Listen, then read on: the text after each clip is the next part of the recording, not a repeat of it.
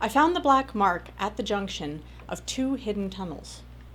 I was surprised to see it in a place I remembered from so many years ago. Jack constantly shifted the location of his casino, and he rarely used the same place twice. He could fold it down, pack it away, and vanish as completely as the sea above had done eons ago, under the desiccated sky of Raylicon. Gambling was illegal on Raylicon, especially in Cries, a place that defined the bastion of conservative tradition. You couldn't find the black mark unless you knew where to look, and you wouldn't know unless Jack invited you. He didn't need a crowd. The expense accounts of his clientele more than made up for their limited numbers. They wanted an exclusive establishment, and he was more than happy to oblige. He had the cream of the criminal elite at his fingertips. Tonight, the intersection was dark, except for the casino's faint glimmer. It nestled in a crevice of the tunnel wall. No windows showing, nothing except sleek black walls. No one intercepted me as I approached, though security was surely monitoring my approach. The building seemed part of the tunnel, just barely visible due to the iridescent sheen of its black walls. No entrance appeared. "Jack," I said to the empty air, "open up!" Silence. I waited. A wall of the casino shimmered. When the light faded, Jack stood framed in a doorway there.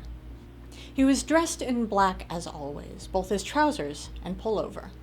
His black hair spiked on his head, and his coal eyes smoldered with energy. "Major," he drawled. "You're back in Cries, I see." "Looks like it." Seeing him stirred up memories I wanted to stay hidden. He lifted his hand. "Come in. Improve the decor." I walked past him into a dimly lit foyer with a hexagonal shape. I never did before. His lips quirked upward. "Good to see you too, Baj. What brings you to haunt my life?" Hunt indeed. We were ghosts from each other's past. I looked around the foyer as the entrance faded into a solid wall. The only light came from several niches at different heights. They gave off a dim red glow. Each held a jeweled human skull inset with rubies, emeralds, or diamonds. The skulls gaped with their glittering smiles and bejeweled eye sockets. "Looks like you already have people to haunt your life," I said. "Not like you." His voice was dark molasses. Damn, that voice had always been my undoing. In the dark of the canals, in our youth, he would whisper to me in those dusky tones, calling me a warrior goddess. And I would be done for. "Stop it," I told myself. "I got haunted by Majda," I said, slipping easily into the terse Undercity dialect. His smile vanished. "I've nothing to do with them." "Glad to hear." Restless under his gaze, I crossed the foyer and traced a pattern on the wall. Nothing happened. He had changed the combination.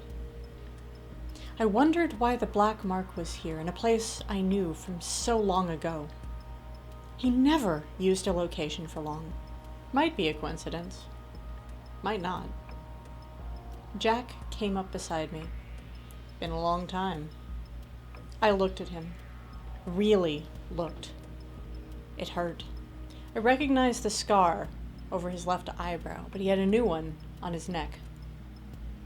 I touched it, remembering other scars in places that didn't show right now. "You've been busy," I said. He grasped my hand and brought it down to his side. His fingers tightened around mine, clenching. When it began to hurt, I activated my biomech web and extended my fingers, prying his hand open. He let go of me with a jerk. For a moment, I thought he would say painful words. Instead, he leaned against the wall by a skull, with sapphire eyes, and crossed his arms. What about Majda? They hired me. Over their own people? That's right. Not bad. I grimaced. If it doesn't kill me. Majda won't kill you. His voice sounded casual, but it didn't fool me. Might ruin you, though. Get on their bad side, you got nothing. They make sure you live to know. Dryly, he added, unless you offend their men. Then you're dead. That was too close to my thoughts. Met two princes. His eyebrows went up. And you're alive? For now, I shifted my weight. You got an office? He would have the best security in the place where he did his work. We're in it. The entrance to the Black Mark? His grin flashed with a hint of menace. Only an entrance when you came in. No more. The room moves. I didn't doubt it. I still didn't believe it was his office, but it would have to do. Secure here? Yeah? Why? Majda got problems? It's private. I can. I recognized his meaning. He would keep whatever I told him private. So I said, they lost a prince. He stared at me. For ransom? Naya. He ran off. Wicked pleasure sparked in his eyes. Good for him. Jack. Majda princes live in prison. Not good, Baj. You shouldn't help put him back. I scowled at him. They hired me to do a job. I took their money, so I'm doing the job. He returned my glower. Why would I help them oppress him? That's a no? You didn't ask a question. I need to know if he bought passage off-world. His expression shuddered. People don't announce their Majda. Even someone who'd spent his life in seclusion ought to have more sense. I paced across the hexagonal room to the wall where I had entered. Gods only knew where it would let me out now. Probably tried to sell his clothes. Jack laughed in his whiskey voice, deep and inebriating. You think people'd pay to wear clothes worn by a Majda prince? His tone became thoughtful. Actually, they might. Could be lucrative making that claim. I turned around to him. Jack. Why would I care about his clothes? They got diamonds, sapphires, gold, opals. Real, not synthetic. He gave an incredulous snort. He went Undercity dressed like that? I don't know. You hear anything? Nothing. I'd like to, though. I think he went off-world. Couldn't leave as a prince. He needed a new identity. Jack stalked across the foyer to me. So you came here, asking me to find out. His lean muscles rippled under his clothes, and he emanated a sense of barely controlled aggression. Depends, I said. He stopped in front of me. On what? The price. You got a Majda expense line? Yeah. Then you don't care about price. I touched the cleft in his chin. I wasn't talking about that kind of price. He caught my hand and held it in his tight grip. What, Baj? I was too aware of how close he was standing. 7 years ago, you vanished. Someone owed me money. I went to get it. They were killers. Didn't scare me. Yeah, well, I thought you were dead. I pulled away my hand. Soleil City has been restful. You're bored there, Baj. Want to be bored. Why did you come here? He demanded. For my help or my apology? I wasn't sure myself. Whatever you got to give. He considered me. Unexpectedly, his mouth quirked up. I dunno. I help you with Majda. Will you try putting me in seclusion? What an alarming thought. He'd pulverize me. Gods, no! He burst into his intoxicating laugh. Good. His smile faded. If I hear anything, I might let you know. It was more than I had expected. I nodded, sealing our bargain, and then stood there, uncertain what else to say. When the moment became awkward, I said, "Guess I better go." He touched my lips. "Come back sometime when you don't want anything." I resisted the urge to kiss his fingers. I had no intention of asking him for anything except information.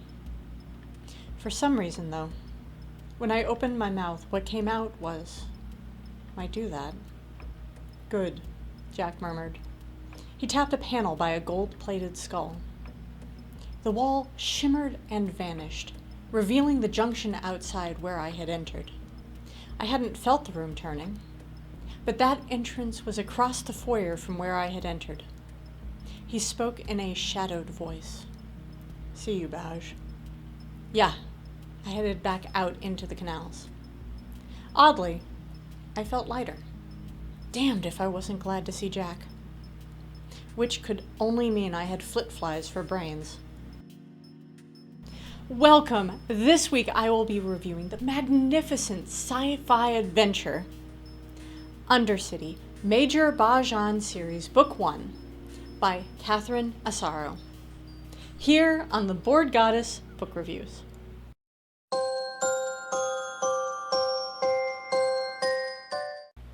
Hello, fellow bookworms, and welcome to another Wednesday here in my library. I am the Bored Goddess, and I am so excited to share with you yet another enthralling story. Please remember that by liking and subscribing to my channel, you are helping me to continue uncovering awesome stories and to keep creating video book reviews for your enjoyment and entertainment. While you're at it, please click that notifications button so you know when I add another video. And feel free to toss a comment or two my way with thoughts on the books I review, as well as things you'd be interested in seeing added to the videos. Or hey, you can just say hi. Now, for my new viewers, let me introduce Mad Max, my chief ratings duck. At the end of my review, he and his feathered friends will stir up the information offered and produce an official Bored Goddess rating. Right, Max, shall we dive into yet another amazing adventure? Are you ready to explore our next magnificent read? Then let's go forth and conquer this new adventure together. This week, we delve into Undercity by Catherine Asaro. And what a journey it will be. I need to give you a heads up that this book is intended for mature readers, as it does contain some violence and sexual undertones. However, these themes are essential to the plot. Long ago, an unknown alien race forcefully displaced a group of humans from their home on Earth and transported them to a distant planet. From this event, civilizations emerged that were both strikingly similar, yet uniquely distinct. Fast forward thousands of years, and a former military officer, Major Bajan, has taken up the task of uncovering hidden truths as a means of making a living. When one particular case rather forcibly falls into her lap, though, she finds herself pulled back into a world she believed she had escaped. Now, the stakes have been raised. It wasn't just about whether Baj could crack this case anymore. It was whether she was willing to confront the demons of her past. Enter a realm of stark contrasts, where poverty and splendor coexist, where savagery and integrity are intertwined, and where enigmas abound. Welcome to the Undercity of Cries. While trawling through Amazon for my next literary fix, I stumbled across this book and liked the sound of it. I mean, Who wouldn't enjoy following a PI across the galaxies? As I've said before, I am a sucker for politics and mysteries in books. I love the detective process with a side of adventure. And imagining the future is just fun for me. Right from the start, the author totally captivated me. I quickly devoured this book, eager to discover the next twist and turn, and found I became fully engaged with the diverse cultures. It truly was effortless to become wholly engaged in the story. What I absolutely loved about this book was the way in which the author consistently presented real-world science in a plausible and believable way. The scientific principles behind the story seemed grounded in reality and made perfect sense, making it easy for me to envision a future in which such technology could exist. I absolutely adored the characters in this book. They were all so unique and had their own little quirks that made them stand out. What I loved most was how the author gave us a sneak peek into each character's life outside the main plot. It added so much depth to the story, making it easy to get lost in this fictional world. I applaud the author for her superb world building. It created a powerful experience for the reader by boldly challenging societal preconceptions and encouraging us to explore a world beyond our own limited perspectives. While I thoroughly enjoyed everything about this book, the powerful ideals presented within it may challenge certain societal biases and beliefs. Now, in my opinion, this is not necessarily a bad thing. And if the story is approached with an open mind, it could broaden a reader's personal perspectives. All right, Max, it's the time that everyone's been waiting for. Are you ready to rate this awesome book? Max, my dear friend, I couldn't agree with you more. With its incredible storyline, captivating character arcs, and breathtaking world building, Undercity by Catherine Asaro is awarded our highest rating possible. 5 ducks. I have linked to the Amazon affiliate page for this book below. Please do check out this and Catherine Asaro's other incredible stories. Have you read Undercity? Let's discuss it in the comments, or my Discord. I am also on Instagram, Goodreads, Facebook, and X. All of these links are listed below. Also, this is thirsty work. I would love it if you would send me a coffee to make even more video reviews. So guys, that's it for now. Thank you so much for hanging with me. Adios until next Wednesday. May your day be epic, and may awesomeness follow you like a sad puppy needing hugs. Bye all!